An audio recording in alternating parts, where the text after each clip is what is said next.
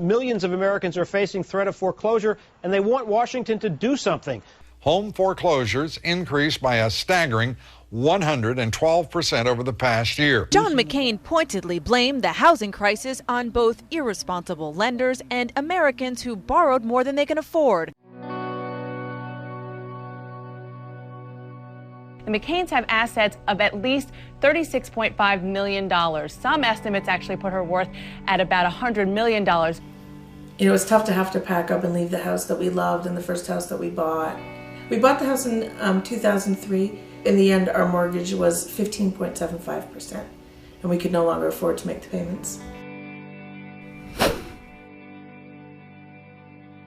And 51 million homeowners are doing what's necessary, working a second job, skipping a vacation, and managing their budgets to make their payments on time. If it was really just a matter of skipping vacations, for us it was a choice between whether we were going to put food on the table or pay the electric bill or pay the mortgage. I had to take a second job working at a children's clothing store at the mall, and my husband took a job working nights at the local Home Depot. Any assistance must be temporary and must not reward people who are irresponsible at the expense of those who weren't. I don't feel like I did anything irresponsible. I got my mortgage and I was making the payments and wasn't late on any. And then when it started getting out of hand, I tried everything that I could to be able to make the payments, and I just couldn't do it. McCain's top economic advisor, Phil Gramm, resigns after referring to Americans as a nation of whiners. I can assure Senator Gramm and Senator McCain that the people who are facing foreclosure are not whining, they're hurting.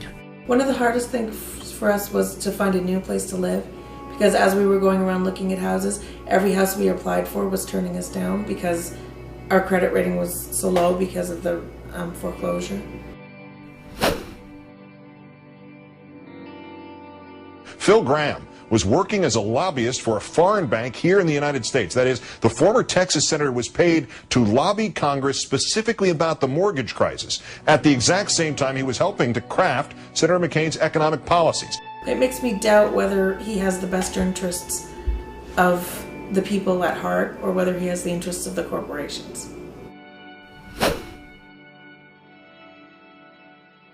I've always been committed to the principle that it's not the duty of government to bail out and reward those who act irresponsibly, whether they're big banks or small borrowers.